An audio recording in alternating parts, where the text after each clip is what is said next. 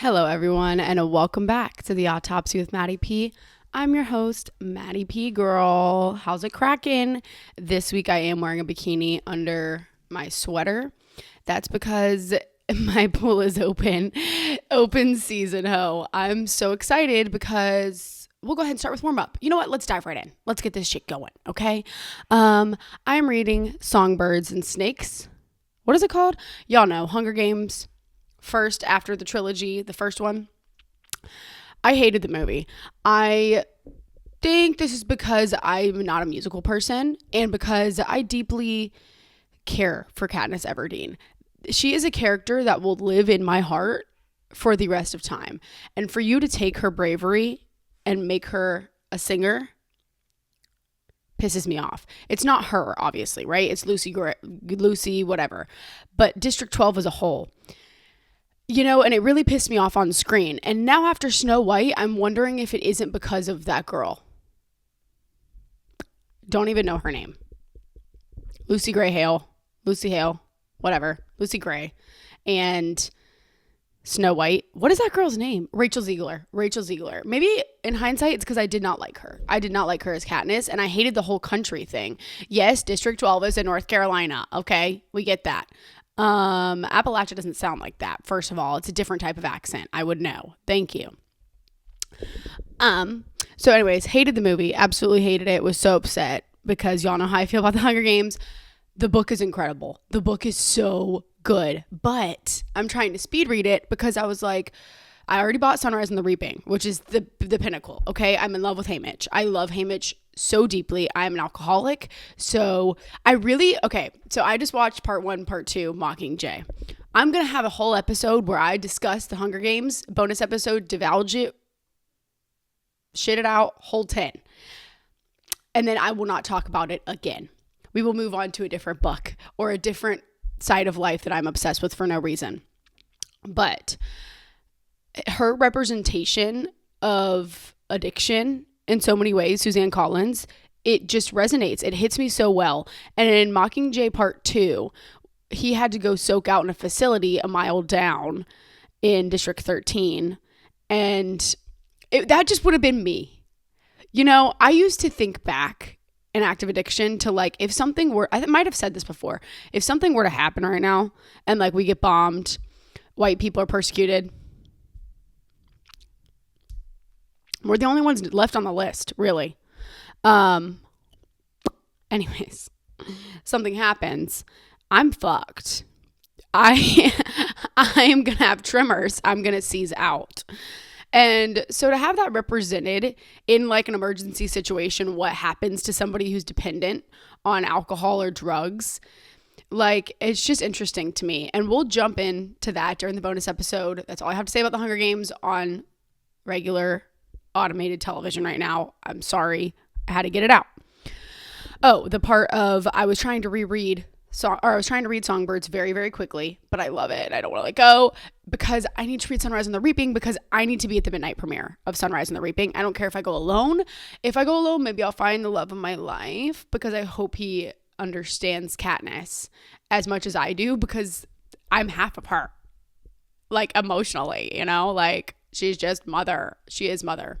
Do you guys like my glasses? I feel like I look dumb, but I didn't feel like doing my makeup because I'm going to the pool. Second, to warm up, I'm introducing you to the space side of myself. I love space. I am an astronaut at heart. I think I am meant to be maybe a flight attendant for like SpaceX, Virgin Galactic, that type of thing. Love space. I'm going to have some bonus episodes coming up, as we saw with Anna Paul. I'm just going to discuss different parts of my life that don't maybe adhere to alcoholism or healing just because I want to. The fuck? This is my podcast. I'm sure all 4 of you don't mind anyways. So, space will be coming up as a topic. So I'm going to expose you guys to a few fun space facts each episode, just for learning purposes, for fun. And because you probably don't know enough for me to release a random space podcast. We'll start with a big one. Most of you may know this. Fun fact, there's something called the Great Attractor in our universe. Essentially, it is a massive force, a huge mass made of like dark matter and shit, right? not me. I'm made of dark matter, to be honest. And it has a great gravitational force because it's huge and it's pulling everything towards it, including the Milky Way. So our gravitational pull, of course, is to Earth, but Earth's gravitational pull is to the sun, of course. Moon. But then that's where the great attractor comes in, and we're all getting sucked towards it. No one has any idea what it is or why it's doing that. And I hope it's something cool. That's it. That's all I had to say about space. Now, this episode, we are talking about obsession. Yep, we are. Do you guys remember when I did the episode on... What did I do the episode? I did another episode where we talked a little bit about defects. Another defect that I have is obsession. This is also very common amongst alcoholics and addicts, but a lot of people who have mental health issues too. This can occur like obsession. I'm not talking OCD. Mental, regulated human obsession can occur at any length. It can occur to anyone. Sometimes this is the product of a lot of mental health issues not being dealt with, not being understood, not being sought out, and the person suffering to great expense. Obsession can occur then. Obsession can occur in a lot of people. I have obsession as an issue. Yes, I sure do. And once again, it was with anger was the other one that I talked. Anyways, synonymous. Okay. Similar to anger, obsession was something I did not understand, something I could not deal with, and something that I suffer from tremendously. Getting sober, I did not even know how bad my obsession in general was. And I'm not even just talking about drugs and alcohol. My fixation and my obsessions to anything that still remain, some of them still remain to this day, was off the charts. It was off the charts. It was ruining my life. And I wish I had some help with that because, of course, we're kind of a mental health podcast in some ways. We talk a lot about mental health. And I just wish someone could have grabbed me and been like, you're mentally unwell and you are ruining your brain. And I'm sure a lot of you know with mental health, that shit can kill you. And I'm not just talking about in terms of like suicide and stuff. A lot of people suffer in very tremendous bedridden ways from mental health and from things not being taken care of accordingly. Now, I also want to awaken you to something, okay? I had some mental health issues growing up. I have always had an inclination toward, I just got something wrong, okay? She's wonky. A lot of us alcoholics and addicts have that from the jump. My very first was ADHD, honey. ADD, honey. And I have obviously grown out of my drug abuse. I have obviously grown out of my alcohol abuse. I have not gone to a therapist. I have not gone to get brain scans. I do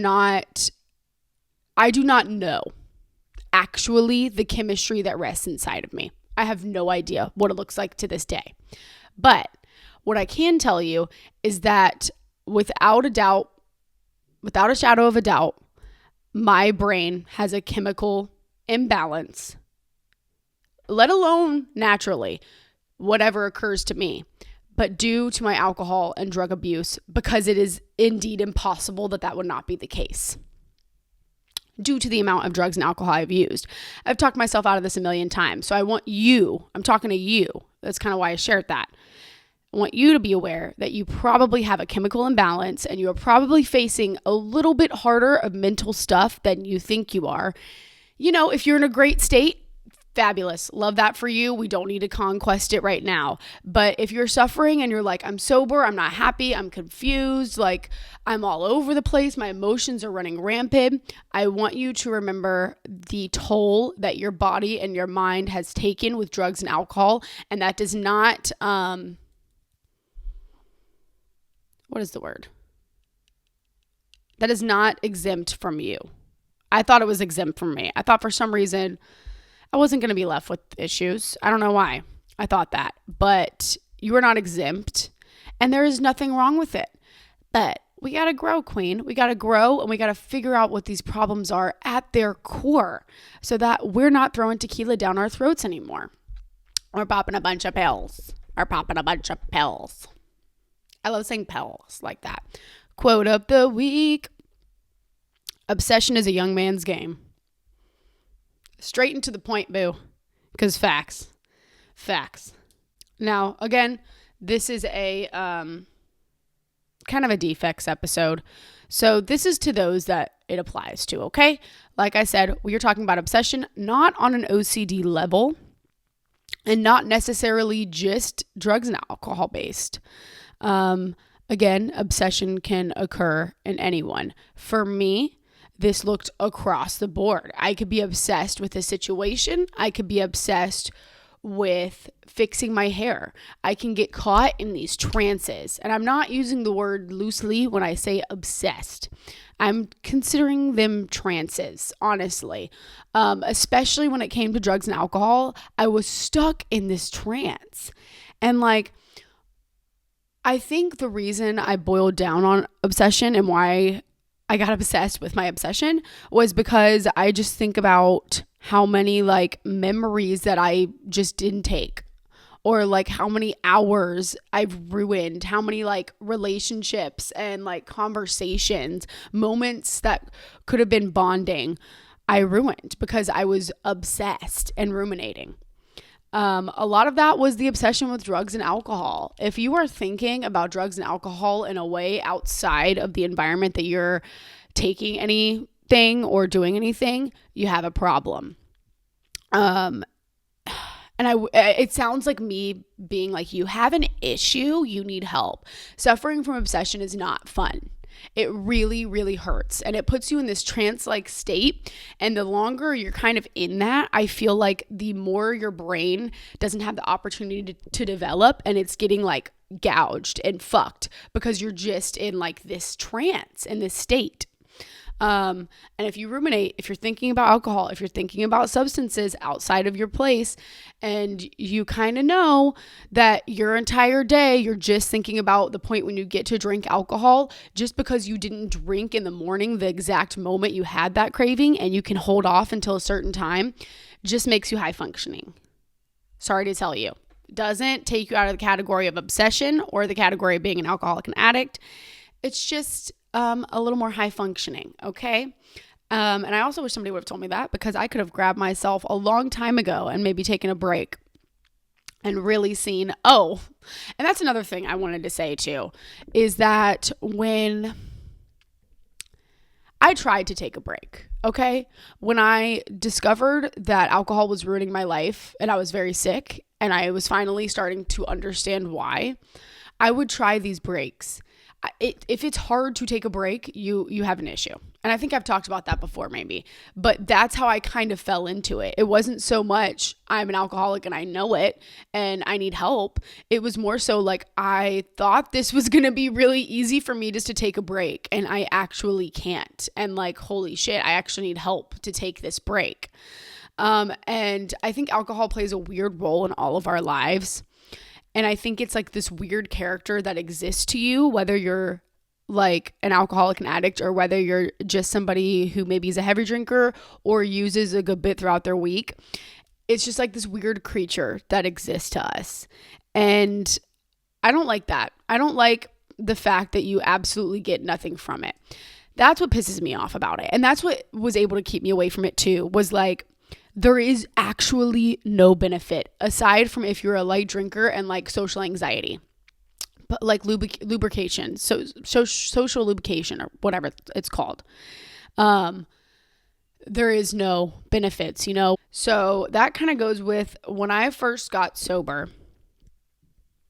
It has always been difficult to turn off my mind. A lot of you probably feel the same, just hard to turn off your mind. And when I first got sober, it got worse. Okay. These obsessions heightened so bad. So like for me, the first time that I recognized that I was suffering at the hands of obsession in general, and now we are outside of drugs and alcohol and I can call it on its shit and see it for what it is, I went to a meeting and I shared, and something about it. I replayed exactly word for word what I said in my brain for like 6 hours. I'm not kidding. I'm not embarrassed to admit it because I'm trying to help you here. So whatever, just get over the fact I did that, okay? Wasn't even a bad share. I don't know what about it. And again, I am tired of finding the root, okay? I don't know what it was about it, but I need it gone. And I can't suffer at the hands of like potential embarrassment. I'm not even sure what it was. It was a fine share. But in my brain, I overanalyze and I process things so intensely and so judgmentally. And again, I think a lot of my personal flaws, issues, defects boil down to judgment and insecurity. A lot of them do. And I'm definitely not alone in that, because especially when it comes to shame and guilt, I think I have that written down for kind of later in obsession. Shame and guilt is my main obsessor. I can make guilt and I can make shame out of nothing. You know, those people that over apologize and want to make sure everything's straight? I am like that. I was like that really bad. Now, the fact that sometimes something can happen to me or I embarrass myself or whatever it is, and I'm just kind of like, whatever, is what it is, and walk away, takes all the power in me. My brain does not work like that. I get stuck, really, really deep stuck, to the point I am sick to my stomach, okay? And so yeah, when I first got sober, everything was heightened. This also has to deal with shame and guilt, because I am now experiencing emotions. I'm experiencing things kind of again for the first time as a sober person. I had not felt kind of real emotions in a long time. I had cried. I had freaked out. I had lapses and like whatever, but not to this extent yet. It makes me sick. I feel so bad for myself low-key first getting sober. Like, so I went through so much, and like right through getting sober, some life things happened to me too. And I just really feel for you, for anyone that is getting sober on their own and meeting themselves, and after just destroying themselves and building themselves up. Like, so proud of you, girl. And it makes me sick, and it makes me so proud to, honestly, more than anything, I think it makes me proud, like, that I went through that, because sometimes it just makes me absolutely sick to think of that girl and like her strength. Okay. Now, so I started reading a bit about obsession, right? Because I'm like, why am I built like this though? Why am I built like this? Also, I was obsessed with guys in high school. Like, they wouldn't know. People wouldn't know. Or obsessed with like people, whatever. They wouldn't even know. Obsession. Should I like expose myself? One time I was in middle school, or I was like in 9th grade, and I fell in love with this guy. I loved him so much. Okay. And I basically told my friends I wanted to kill myself when he broke up with me. I meant it. I didn't understand. But yeah. If that gives you an indication. I used to also be crazy with guys. Not going to talk about her. Not going to talk about past Maddee, okay? Because clearly I'm proud of her. Now, I read that obsession in the mind is similar to like rumination and anxiety. These two kind of clicked, and I feel like it might be the case for you. I am anxious beyond a shadow of a doubt. Like, I am tremoring with anxiousness. I've had to work on that a lot this year. A lot. Last night I nearly had a panic attack. Thank you. We've been having some new emotions enter the chat, especially with Allie's death. We had a lot of anxiety, some panic attacks, some situations. Me and Allie have kind of worked through that together, okay? I still miss her greatly. I think of her every day. I look at her picture. I still talk to her. But I'm learning about panic attacks and about serious crippling anxiety and throwing up from it and like physical effects and the fact that like I should have been in a doctor's office sooner. And I want you to take that away. There's no shame in going to a doctor's office and getting some help with that because you don't see it for what it is. But like I was very shook to the core, could not eat. And like, yes, this is very common with grief, but it lasted. And I have been through those periods a lot of other times. It was more serious with Allie and with grief, but it has occurred multiple times in my life. And I cannot feel myself getting like anxiously sick. I can't feel it until it's there. And then it's like too late and I am just broken AF. Okay. So if you're feeling slightest inklings of things like that, we have tools now. We have places to go. Mental health is taken seriously in our workplace, in our society, by our friends, by our parents. For the most part, some of us, if we're lucky. And the fact that we have that opportunity, I just implore you that if you have those inklings, you may be suffering from something. We also are on our smartphones all day. Won't even get into that. But I think that causes a lot more people to suffer at the hands of mental health who maybe wouldn't before this era and before the society we live in now. Obviously, I ruminate. They say anxiety is like you worried about the future and depression is you worried about the past. My obsession, I think, is what my depression looks like versus I am already anxious and overactive in my brain naturally, honestly, naturally. So that is where my rumination comes from. My thoughts that just linger away, my intrusive thoughts, my really, really, not gonna lie to you, dark thoughts. That all I think comes from the future and comes from my anxiety, which I have worked on a lot. Main thing with that is setting up a plan for my future and finding out how I can really be happy and whatever work that takes now, okay? That's how we're helping with my anxiety, because if I have a handle on what my future looks like, I need to relax, okay? Give the future a little bit of a break. This is why time periods help for me, okay? My obsession is often something that has already passed. So this is kind of synonymous with my depressions, okay? Every time I say depression, I hesitate, but that's messed up. That's me again, not recognizing my own pain and thinking that couldn't possibly be me when I have had multiple accounts, very much so proof of depression existing in my brain, in my heart, and in my life, okay? That's what my obsession looks like. Super similar to my rumination, okay? To me, obsession hurts worse, and I think that's because I can't go back and fix it. Anxiety is the future, right? So it is just, how do I stand up without people recognizing my knees shake? Versus, I want to bury the deepest hole I can possibly find and jump into it and put up a sign that says, bring me food and water, and nobody ever talk to me again. I deal with that a lot, daily, multiple times a day, still. But that's with a lot of help. I lived in that state beforehand, okay? Especially early sobriety and getting clean, especially then. And like I said, where do I think this comes from? Doesn't fucking matter to me, honestly. You know, I used to want to really map out my childhood and the things that had happened to me. And I realized that in some ways I didn't like that and it was making things worse because it wasn't necessarily giving me the answer that I was looking for. There are some times where we need to go back to our childhood. We need to figure out why we are the way we are.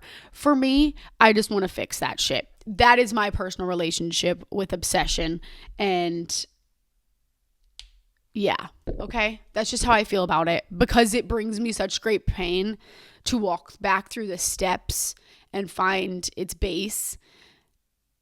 It's difficult. It's kind of like anger. These are blinding times. So it's difficult to have the wherewithal to walk into the den at that point when I'm already pretty distraught and basically throwing up from it. Okay. And so why does this happen? Let me tell you. A, don't give a rat's ass. B, it could be anything. I am a genetic cocktail. Every single person is a genetic cocktail. Who knows what I picked up from this line when? Who knows, like I said, the imbalance that I experience at the own hand of my own suffering with my alcohol and drug abuse? I don't know. I know this cannot be balanced. This place is not right. Okay? We're getting there. It's not right. Do I think some of that occurred naturally without drug and alcohol abuse? 1000%. I wouldn't be sitting in this chair probably with drugs and alcohol abuse if it weren't for my mental health that I had no kind of idea of at the time. I was quiet and I thought every human went through this. And I've explained that before, and I felt so just ostracized by everyone. Literally pointing my finger, but I only have 4 fingers pointing back at me. LOLs. So it just makes me think about how my brain is stuck, in which ways my brain is stuck in its addiction, stuck in its ways, and or injured and impaired. And I want to get a brain scan done so bad. I really do. But that's really expensive. I don't even know where I do that. And for them to just show me like a messed up brain. Like, why am I gonna pay all that money just to see a bunch of purple or red in my brain, girl? Like, and I think it's like, as an obsessive person, the obsessions are, like I said, are not limited to drugs and alcohol, but I think that's what the one that like stuck, like implanted its roots into. And like, of course, how I described obsession in the past, that's not always the case, right? I'm just an obsessed person. Those are kind of what obsession looks like with my depression a little bit. But my obsession can very much be so right in front of my face in this time period. And, you know, I joke, and if you're sensitive, like, it's clear I'm a kind person, and it's clear that like my morals are in the right place. So like, if like, the internet is too soft. So if I'm joking about something, you need to grow up hair, because I do not wish harm on any human being. So thank you. But my sister and I joke, and we're like, my autistic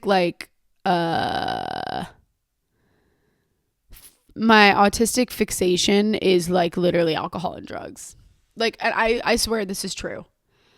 I swear this is true. It's like, I have always been obsessed with it. And it's like, not just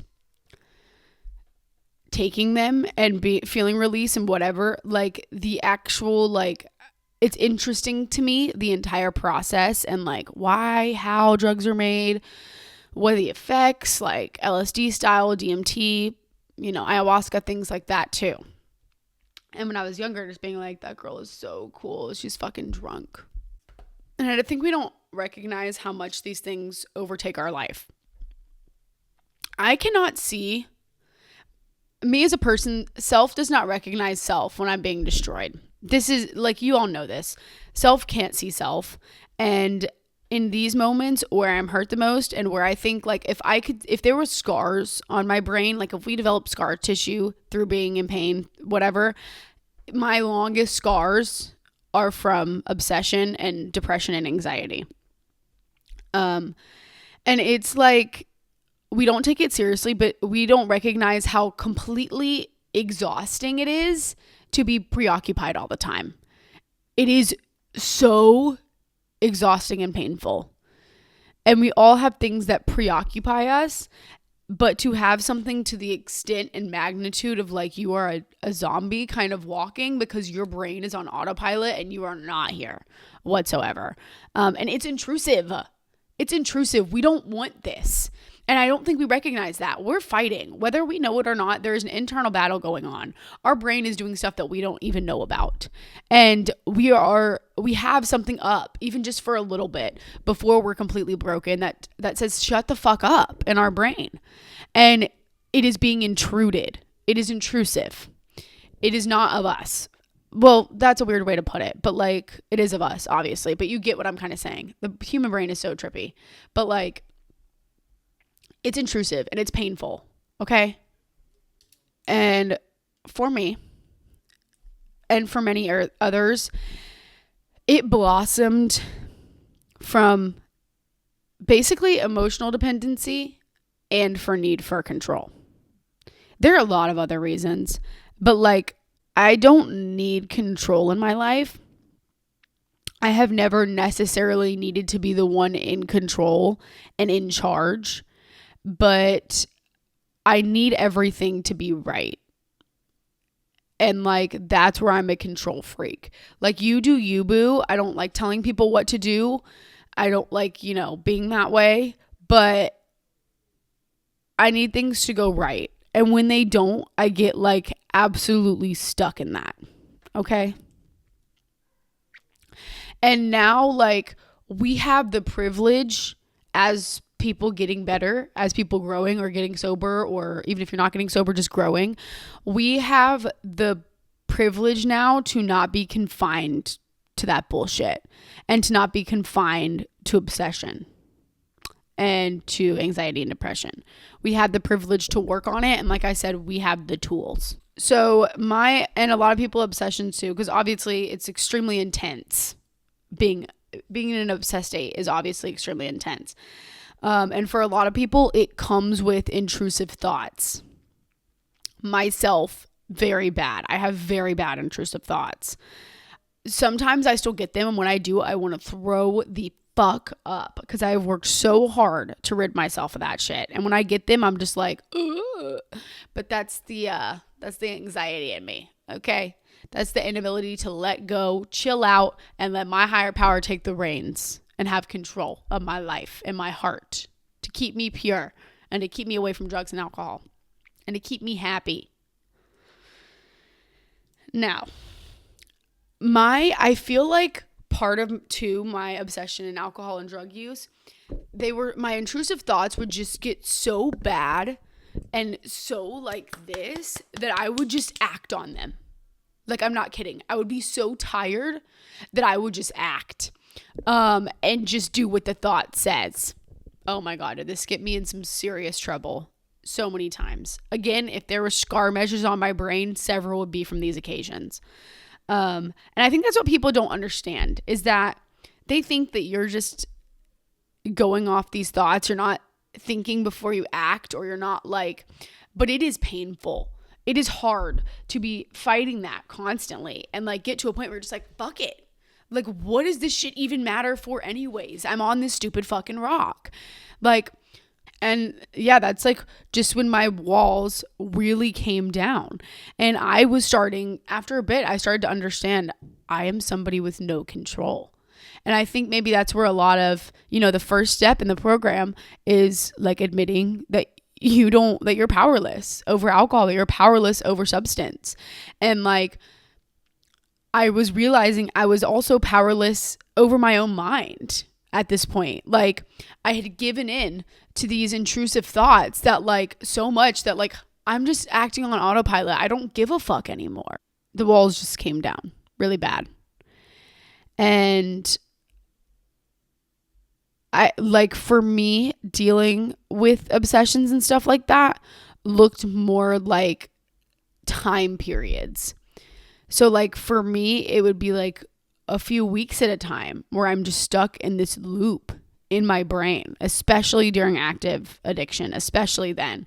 And then like a few weeks where I'm not at all. And I'm not sure, like, that's just me personally. So I'm not sure what balance that is, or like if that's a normal like time chronological thing that like obsessions in humans kind of looks like that.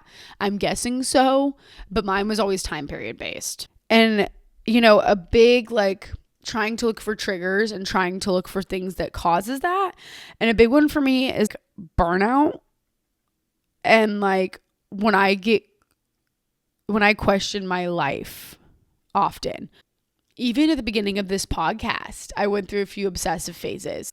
I've always been a hard worker, and I do like working. We've talked about that. But the burnout, I think, causes obsession, and it causes fixation because I'm not where I want to be. And now the teeth are like sinking into me.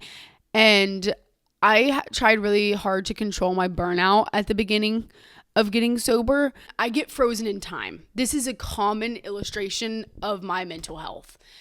That is the most common, like absolutely frozen and frazzled, stuck in time. And like, I don't know which like paralysis. Honestly, like I define my brain a lot by paralysis. I've been through so many of those phases.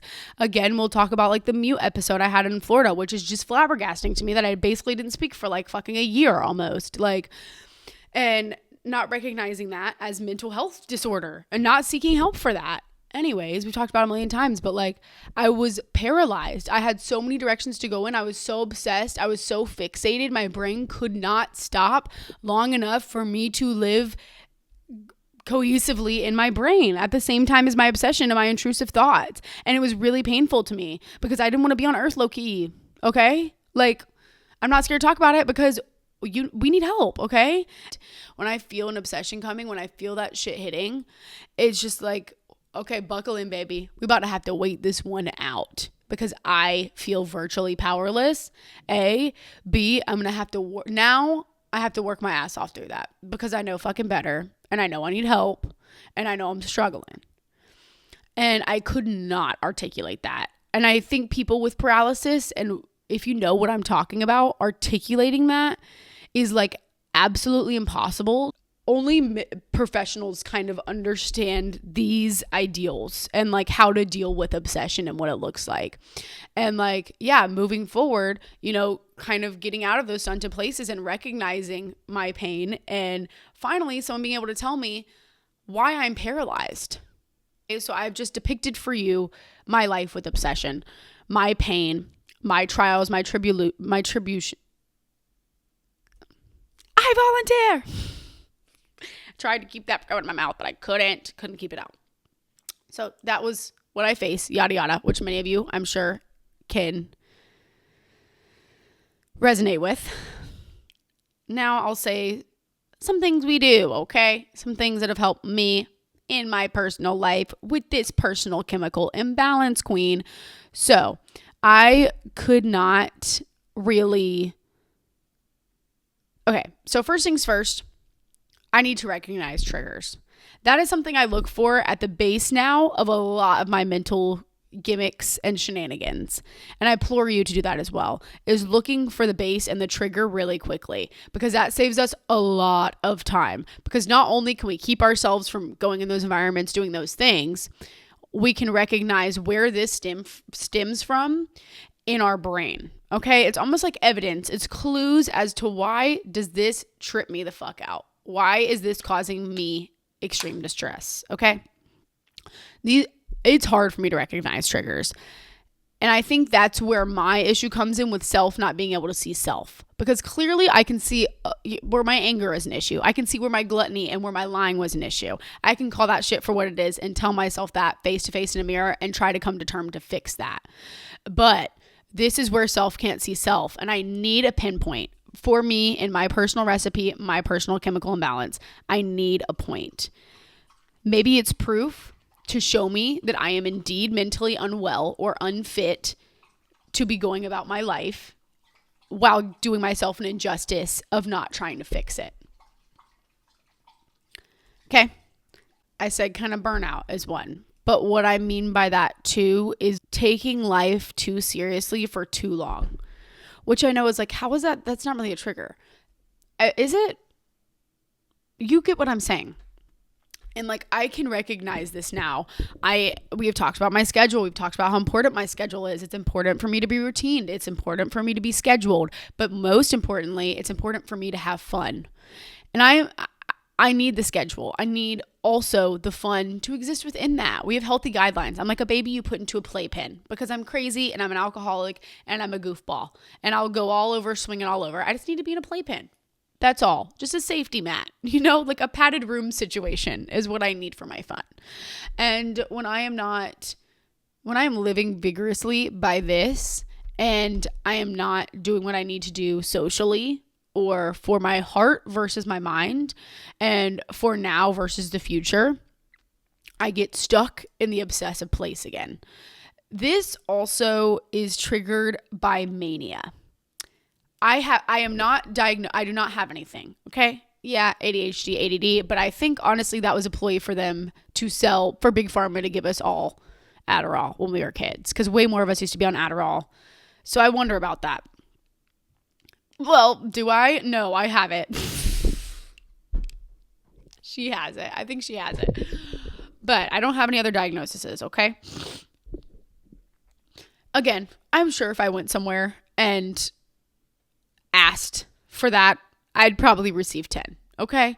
But there are traces of mania in my bloodline, okay? I have seen mania, what it looks like in the same DNA blood that I have, okay? I have manic issues. Again, not sure if this is affiliated with any certain mental disorder or whatever the case is. Clearly, I'm happy, I'm healthy, and I'm able to pay my rent, so I'm straight. But I am manic. I have manic states. Bad. Oh my God.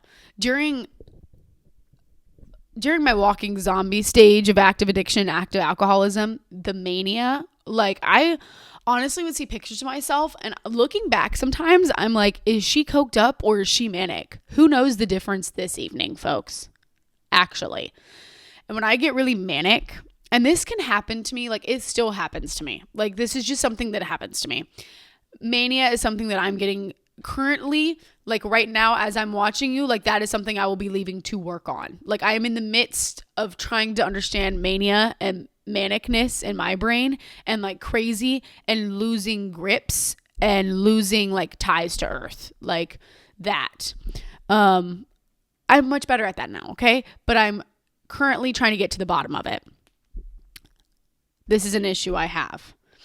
When I'm experiencing mania like that, the obsession is triggered. Bad. This is when I'm like caught up in that little cocktail of self that I just can't, I need the talons gone and I can't get them released.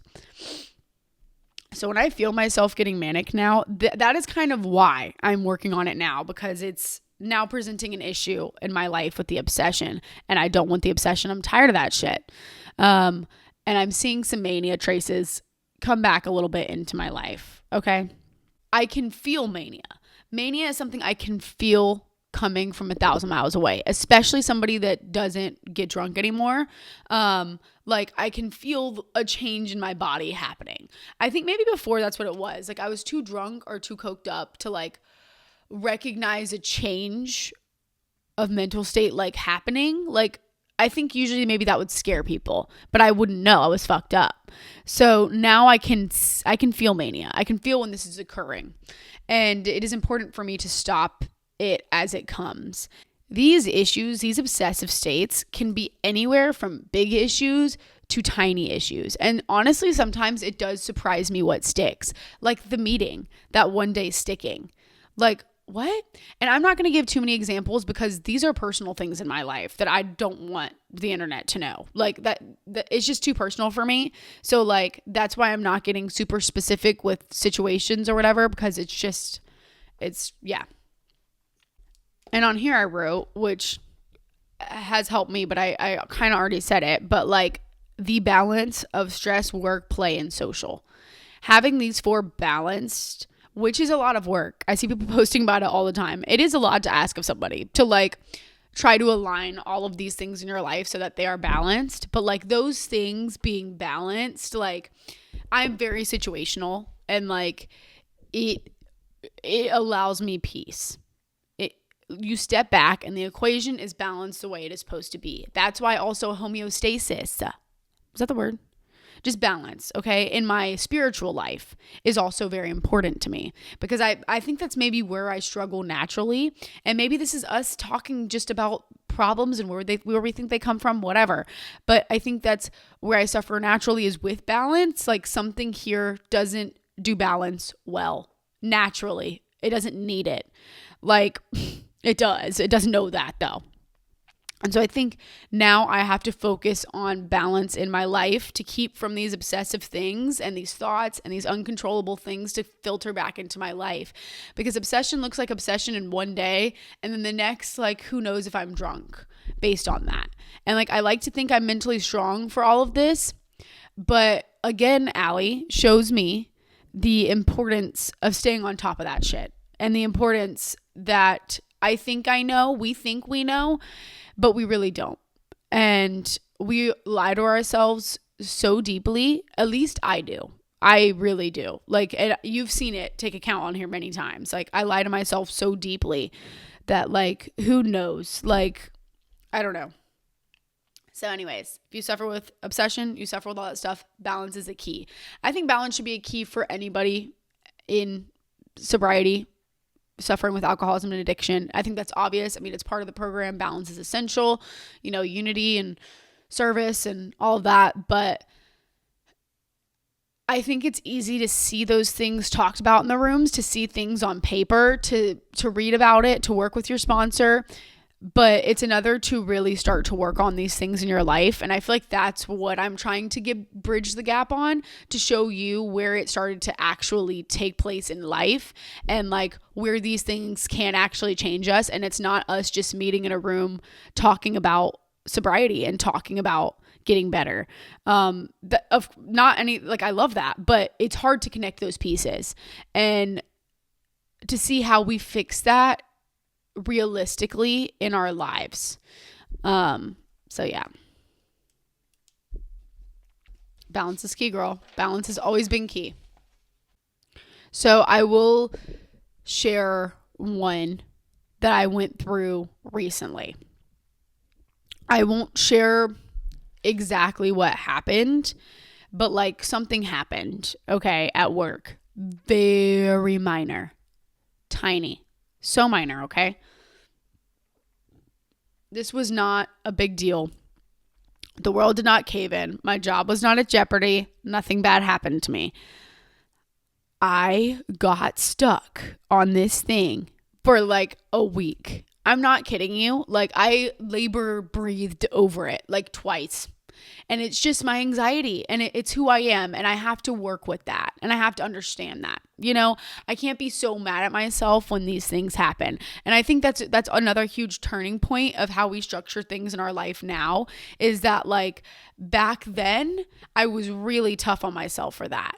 And I considered myself a baby for feeling deep emotions and for getting obsessed and getting stuck on stuff. That's not fair.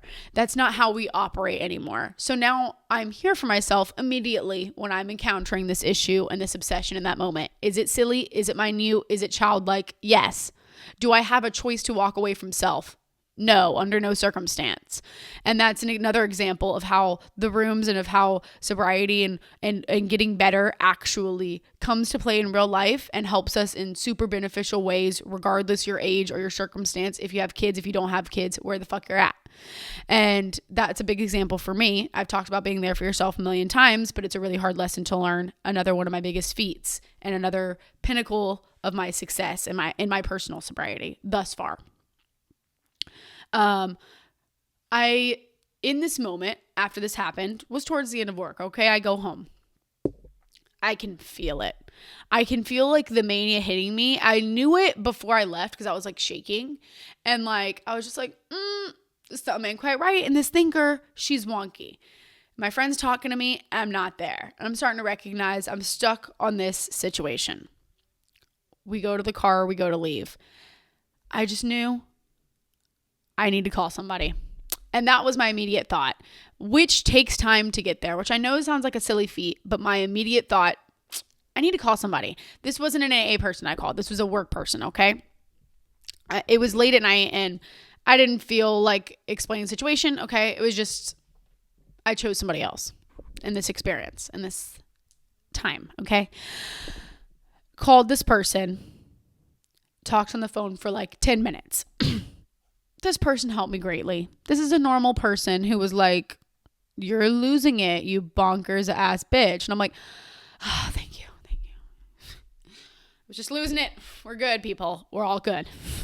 Honestly, that's what it takes sometimes, that's another place it manifested, is being strong enough and being brave enough to voice what you feel, even if you might be made to look a fool for it, because it takes someone else to say to you, someone you love and care about, to say, not somebody who's a secret hater on you. There's a difference. Somebody who loves and cares about you, giving you constructive criticism and looking at you like, are you for real stressed about that? Like, are you being serious?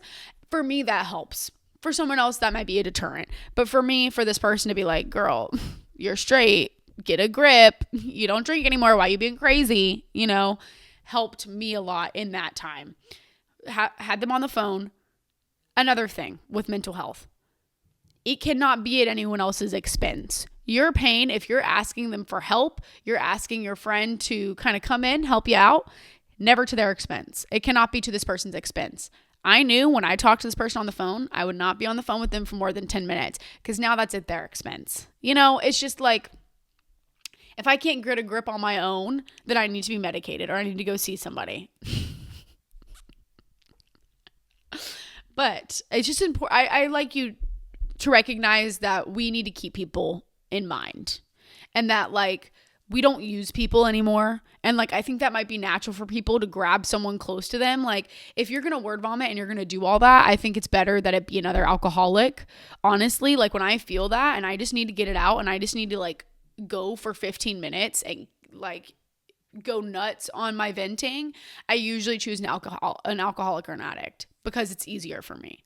But if I just want to talk something out really quickly, and like I've said, connecting with your friends is really important as a sober person. And sometimes we only go to sober people, but we need to connect with our friends and we need to share our trials and our tribulations with our friends so they recognize we trust them and that we love them and we can keep our relationship strong. And why did I say all that? I don't know why I said all that. Okay. I forgot what point I was making, but I almost got that. Okay.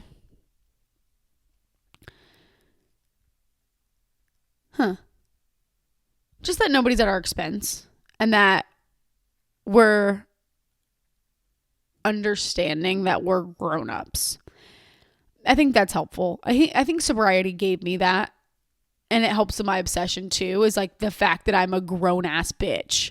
Like I am 25 years old and like I need to be able to handle shit on my own.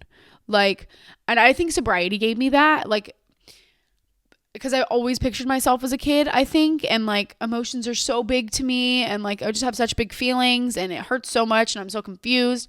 And like now I recognize it as if you're suffering that much, you need to get help because you're an adult. And so I don't mean that in a way to talk shit and to be like, grow the fuck up, but in a way of like, this is an illustration of where you may need help from an outside force. And I think a lot of us struggle on where we need help, what that looks like, if we need it, and because it's so day to day, but I think that's a good time when you can implement help when that 10 minutes or your vent isn't working with people. And you feel the need to talk to them for a very long time about it, again, at their expense of their time. And yes, they love you and they will stay there, but like they don't want to be dealing with that shit. Let's be real. Anyway, back to the story. Called my friend, get off the phone, go home. I can feel it, okay? And I just knew, like, as soon as this happened, I knew I was going to be dealing with it for a few days, and it's such a minute thing that nobody else understands why. I can't even kind of fathom why in some ways, but I came home, and I knew that I had to go about this night very robotic if I were to sleep. My anxiety is just that bad, okay? Like, to be honest, like if I were to sleep, I need to go about this very robotically and step by step. And it was kind of the first time in an obsession where I could like stop, because like literally I'm talking, this type of obsession is on the car ride home, like barely like even listening to anything, like hitting the fuck out of my vape and shit, like, huffing and puffing, bitch got big pupils, like I'm hitting that zone, like I'm on that shit, like I'm peaking from obsession and mania, okay? I'm just peaking. And get home and I was gonna meditate and I'm like, no, I don't think people recognize when your obsession is like that, your mania is like that, your brain is like, I'm not meditating, I'm not doing that shit. So I didn't do that, but I knew very quickly I needed to calm down. So I wrote about it. But more importantly, I had to like constantly remind myself that the moment has passed. This situation took place. It is now hours away. We don't go back and change it.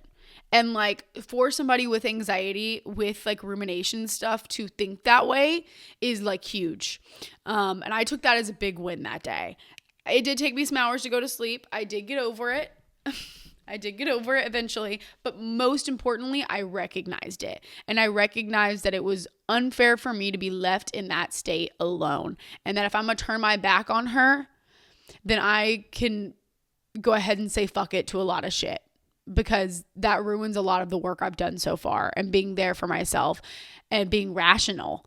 I struggle with being rational. I mean, now I don't. I'm pretty rational, but like I used to really struggle with being rational. And like it's embarrassing as somebody who's crazy. Like it's embarrassing to like not be rational for most of your life. Like when I look back to so many irrational states, it's absolutely cripplingly fucking embarrassing. And like it's a hard emotion to understand that you part with that and that like you are low-key crazy, but it's easier once you do. And I think that helped me a lot in my obsession. And that day was like, we talked about being there for myself, but also saying I'm a crazy person. And this moment has passed over and over. Since that day, I have been telling myself the moment has passed on so many accounts, like for many different things, from big to small, telling myself the moment has passed. This is like a new implementation in my life, and I feel like it has helped me a lot. I just feel like it would help you. I just feel like it would. Okay, help me. And I think you should utilize that. Like actually, like literally out loud if you have to, being like, that has already happened, bitch. Like, wake the fuck up, And I think it's helpful to talk to yourself as if you're your friend, because you say it in a gentle way that also is blunt, And I think that's how we should talk to ourselves too, is like being really, really nice about it. But hey girl, like maybe you shouldn't fucking do that. Or like maybe that happened 6 hours ago. Get a grip. But it's not that easy. And I can't be mean to myself or I'm going to run. Just like how I always do when I get stuck in those places. I don't like being judged for it. I don't like people to see it. I run and I get even deeper and deeper into the paralysis and into like the now suddenly inability to like live, in some ways. Like, and I'm not careful enough with the embarrassing emotions that I deal with. Like, I'm too hard on myself. And then that causes me to go like further and further in my cocoon. Oh, and what I was going to say about that day is obviously sometimes fixation, all that cannot be broken. But that day, especially, I gave myself 30 minutes when I got home of like purely basically thinking about it. Okay, like you're allowed. Free reign. You got like 30 minutes, okay, bitch? And then we got to reel it back in.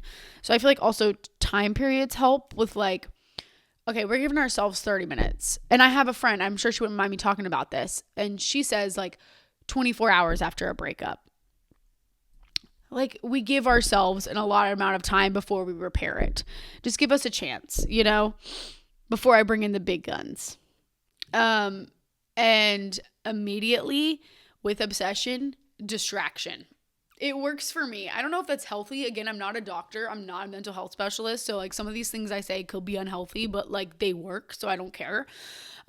Getting on my phone and getting into bed. Getting into bed and getting comfortable are important for either that or like going out and like walking or like being in the environment. I don't work out. I'm sure if you work out, that's a good time for that.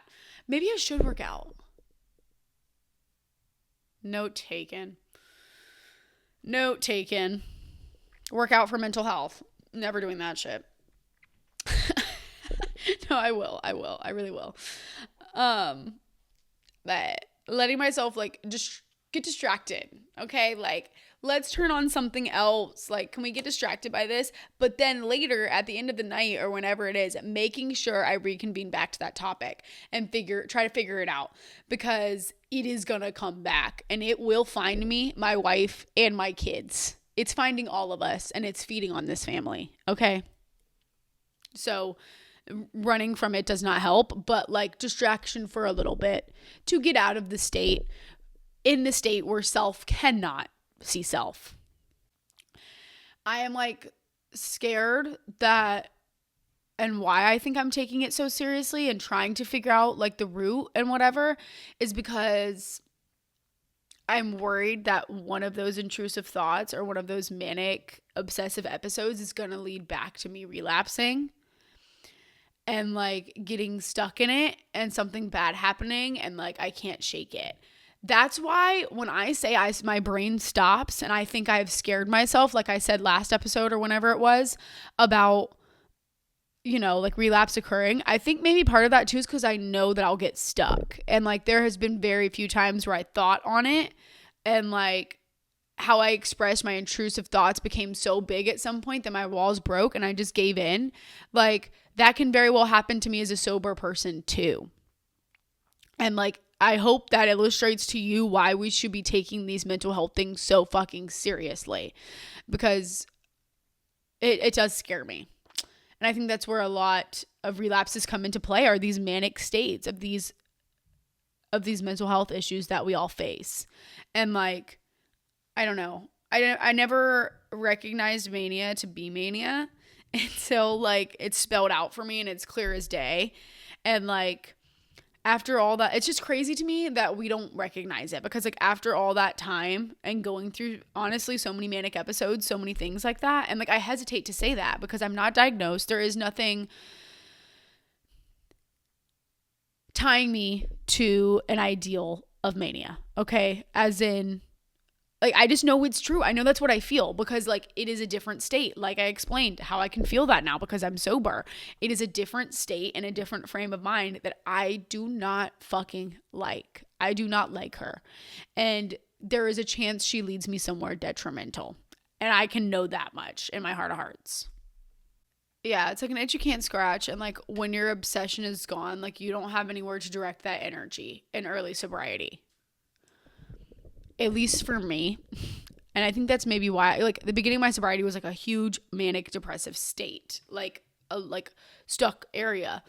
And I think that was because like, and there's nothing wrong again with the way I handled it. There really is not. And I stand by that girl. I stand on 10 because clearly I was like mentally fucked too. And like I should have been somewhere receiving help. And I just like, I wasn't. And thankfully I made my way to the rooms. I met some really lovely people and in turn created a very strong woman who can recognize these issues within herself now and know that I deserve better than that. Yeah. So what does it matter? Well, I spelled out for you a million reasons why it matters, right there.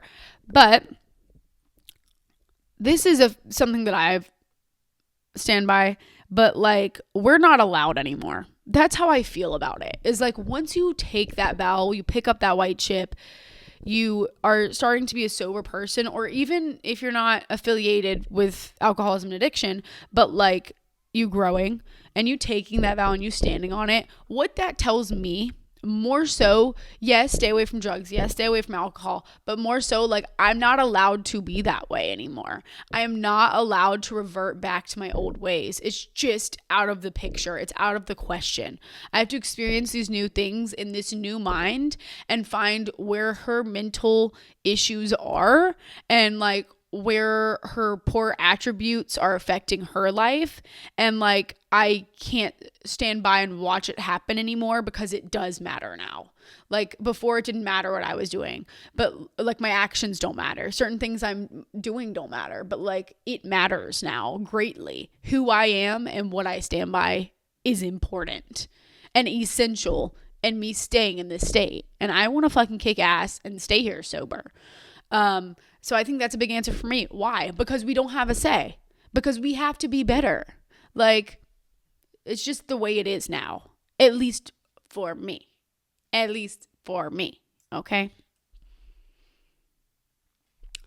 And another kind of rule, almost, in sobriety in a way, for me again, is like, I am tied to the moment. I cannot get too far away from the moment.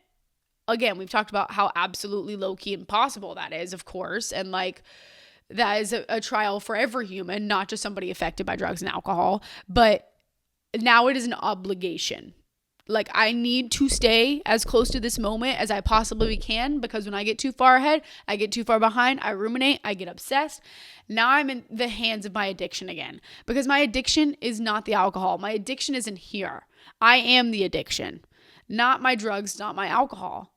And like, for me to get stuck back in states, I've already relapsed halfway. You know, if I don't stand on my 10, I don't stand on my laurels, and I don't look at where I'm at and like